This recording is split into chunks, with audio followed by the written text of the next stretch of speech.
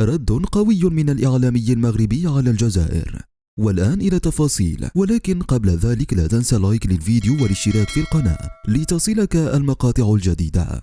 رد الإعلامي المغربي بقناة الجزيرة القطرية عبد الصمد ناصر على الاتهامات الباطلة التي وجهتها إليه من صحيفة الشروق الجزائرية.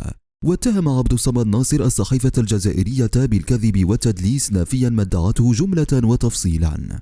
ونشر تغريدة على حسابه على تويتر قال فيها: حشموا على روحكم وكفى كذبا وتدليسا. وأضاف ناصر متسائلا: من أين جئتم بحديثي عن المدنيين العزل من موريتانيا والجزائر؟ وأردف متسائلا: أم أنكم كعادتكم تفسرون بما تريدون وتغيرون الحقائق بما تشتهون؟ وختم مقدم نشرات الأخبار بقناة الجزيرة تغريدته بالقول: عيب عليكم. وكانت صحيفة الشروق الجزائرية اتهمت الإعلامي المغربي بقناة الجزيرة القطرية بالتعبير عن ابتهاجه مما أسمتها عملية القتل التي يمارسها الجيش المغربي بحق مدنيين عزل من موريتانيا والجزائر على حدود الصحراء خلال الأشهر الأخيرة باستعمال طائرات بدون طيار.